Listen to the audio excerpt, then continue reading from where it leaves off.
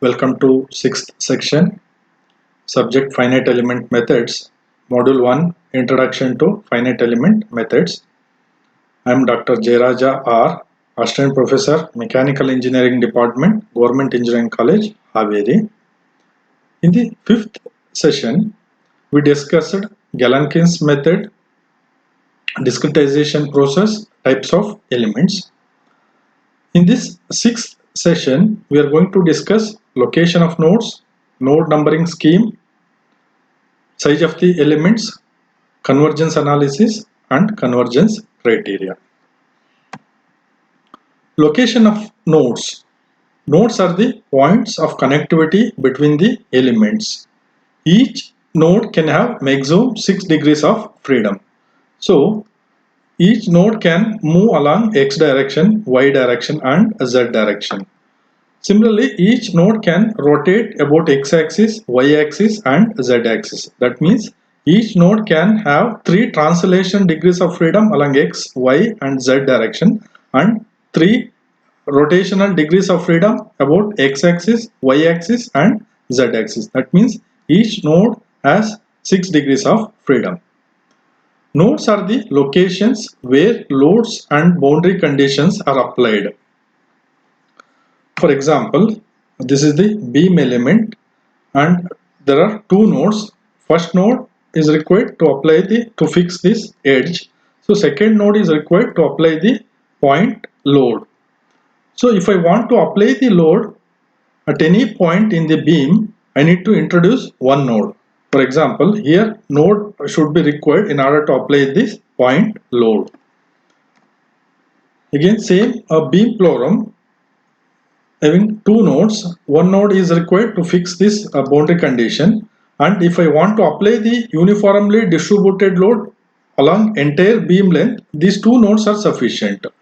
So if I want to apply uniformly distributed load from this end to up to certain distance, again I need to introduce node here to apply the uniformly distributed load from this end to this location. So again additional nodes are required when discontinuity in loading is applied. So here uniformly distributed load is applied at P1 value. Again uniformly distributed load is applied at P2 value. Discontinuity in loading is there, so node is introduced. So next, node is also introduced when change in material or change in the geometry or the change in the material occurs. Here additional node is introduced because here geometry changes.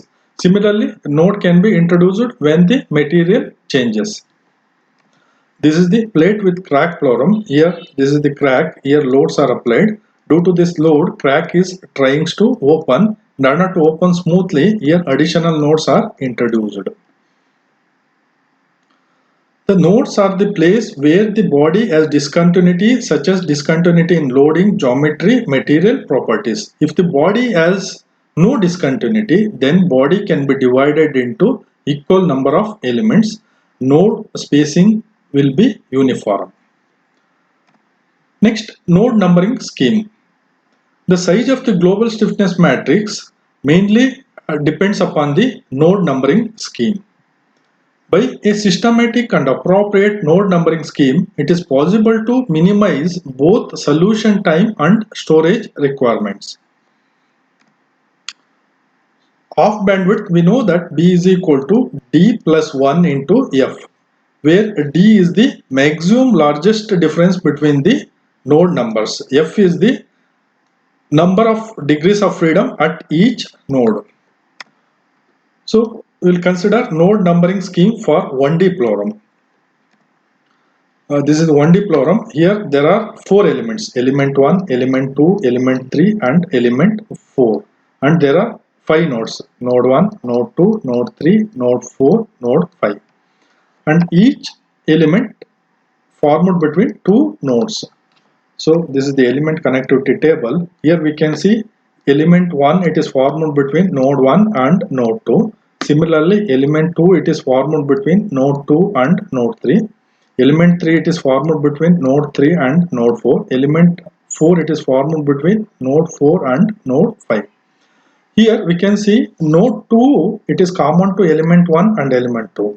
Node 3 it is common to element 2 and element 3. Similarly, node 4 it is common to element 3 and element 4.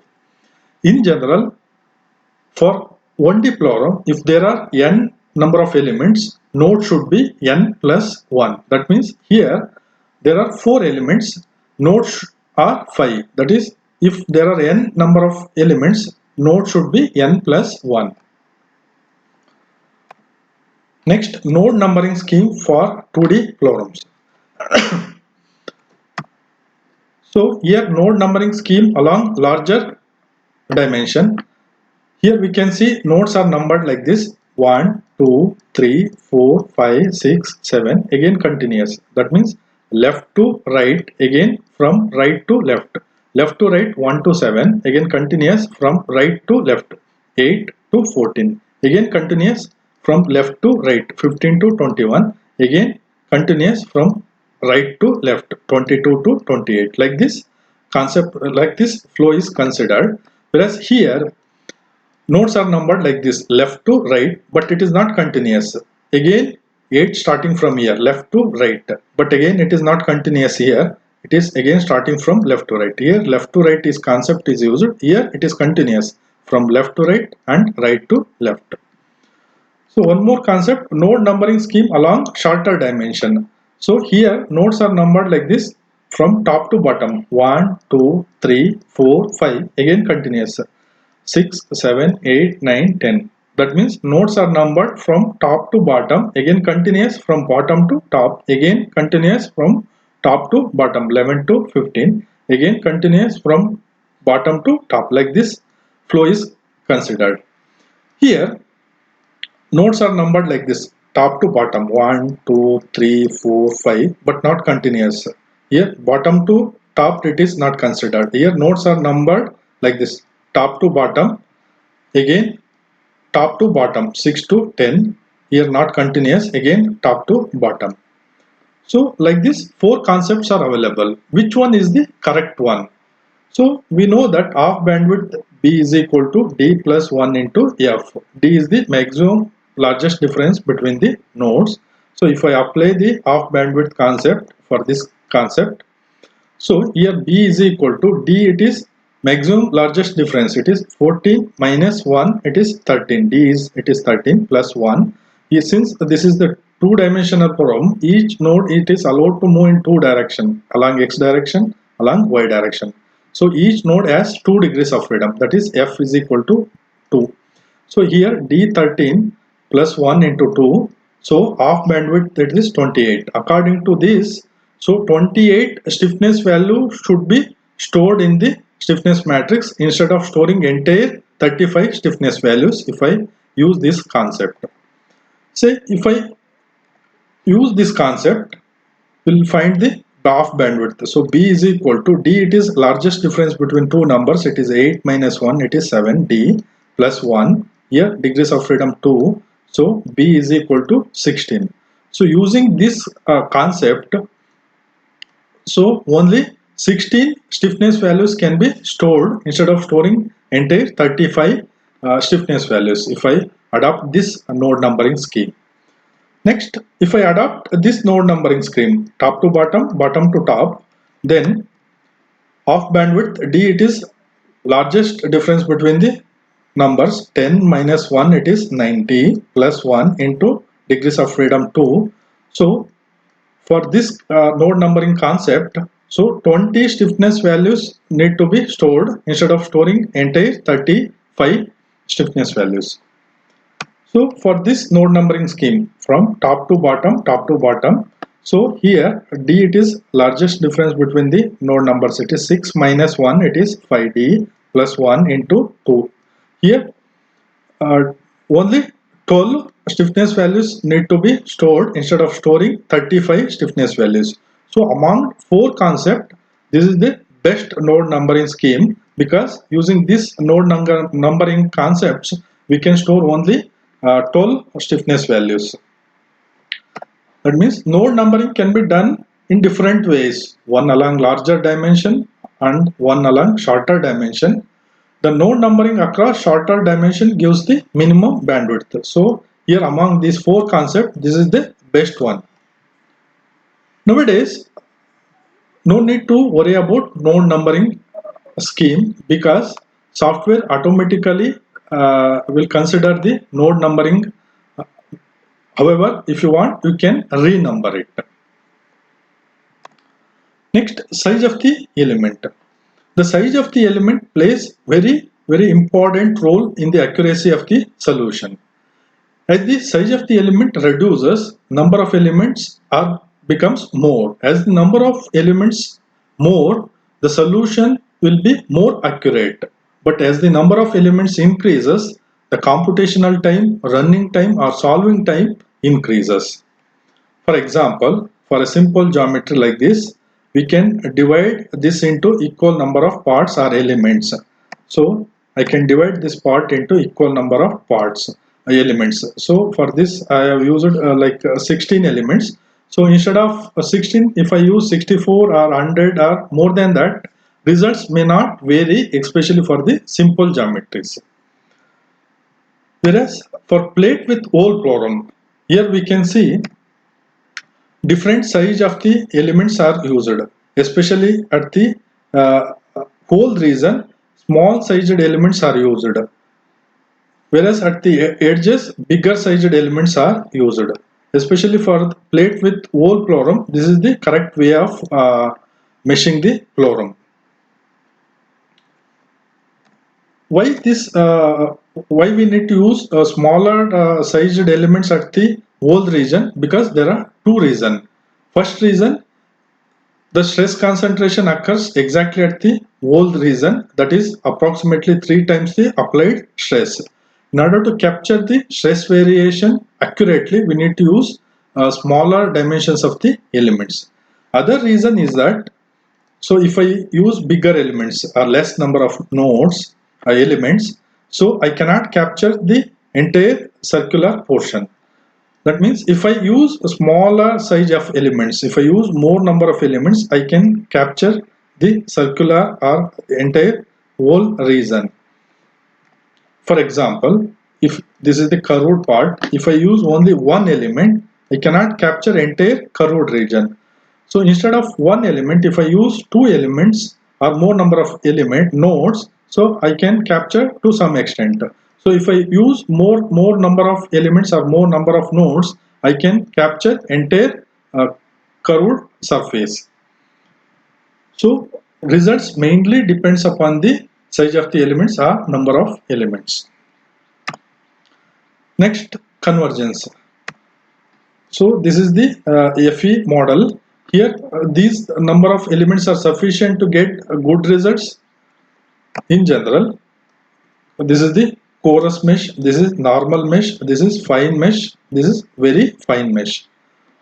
How many number of elements we need to consider in order to get good results? Whether this is sufficient, whether these elements are sufficient, whether these elements are sufficient, whether fine mesh is sufficient, very fine mesh is sufficient, or we need to go further finer mesh, we don't know.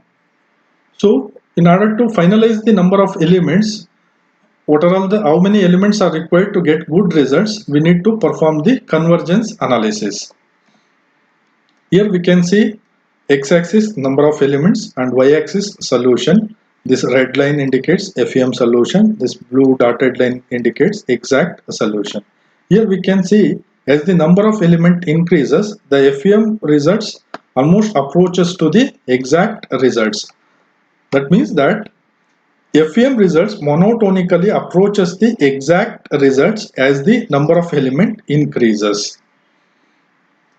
So for this meshed model, convergence analysis has been performed.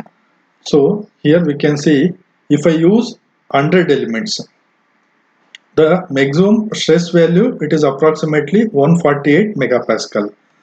So if you look at the point D, so 1000 elements are used and approximately the stress value it is 148.5 megapascal. At point E, number of elements used are approximately 3000 elements. the stress value, it is approximately 149 megapascal. So behind this D point, so if I use 3000 element or 30,000 elements, or if I use 3 lakh elements, the variation of stress value, it is not significant. That means at point D, results are converged. If I use behind this point, if I use more number of elements, results may not be vary significantly. That means that accuracy of the solution increases with increase in number of elements, but cannot be improved beyond certain value. Solution reaches the exact one under certain condition, so called as convergence criteria, convergence requirement. So there are three convergence criteria. We will discuss one by one.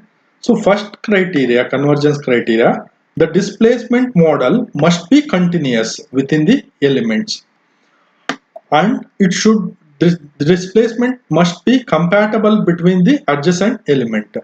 The adjacent element must deform without causing openings, overlaps, discontinuities between the element. Example, this is the 2D problem. Here there are two elements and there are 6 nodes. So here we can see that the displacement model within the element, within this first element, it should be continuous.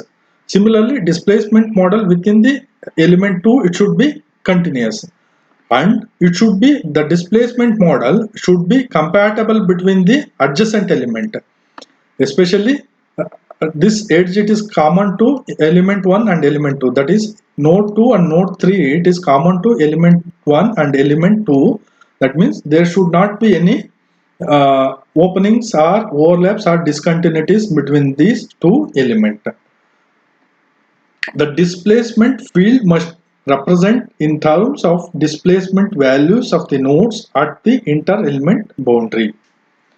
Next convergence criteria, second convergence criteria, the displacement model selected should satisfy the rigid body displacement. Example, if you consider bar problem, it is made up of two nodes, node 1 and node 2. Node 1, it is fully fixed, node 2, load is applied. So if you write the polynomial equation, if you consider linear polynomial equation, that is u is equal to a0 plus a1x, since a1 it is fully fixed, at x is equal to 0, u1 should be 0. So if you substitute this in this equation, so a1 becomes 0. That means that for a rigid body condition, the displacement at fixed end is 0, and force at fixed end is also 0 for 1D problem. The rigid body condition is satisfied by taking the first term of the polynomial as a 0. Hence, rigid body condition always satisfied by the first term of the polynomial. So here first term of the polynomial should be a 0 in order to consider the rigid body displacement. Next, third convergence criteria, the displacement model should satisfy the constant strain state. That means that, example, if you divide the problem into smaller number of elements, the strain should be constant within the element. So if you consider two-dimensional problem, each node has 2 degrees of freedom. One it is along x direction, one it is along y direction. If you write the polynomial function along x and y direction, so u is equal to a0 plus a1 zeta plus a2 zeta. So along y direction polynomial, v is equal to b1 plus b0 plus b1 eta plus b2 eta. So in order to find this strain, we need to differentiate. So strain epsilon is equal to dou u by dou zeta is equal to, if you differentiate this with respect to zeta, is equal to a1. Similarly, so epsilon is equal to, if you differentiate this with respect to eta, so dou v divided by dou eta is equal to b1. That means a1 and b1 are called as constant strain. That means that the structure or body divided into smaller and smaller elements, the strain within the element reaches a constant value. Here the constant strain state, this indicated with polynomial by second term. Here we can see A1, B1 are constant strain. The constant strain state can be represented by the second term in the polynomial, whereas first term in the polynomial can represent the rigid body displacement, whereas the second term in the polynomial should represent the constant strain state. The element which satisfies the first convergence criteria are called as, those elements are called as compatible or conforming elements. The elements which satisfy all three conditions, second and third conditions, are known as complete elements. This is the end of the sixth session. Thank you.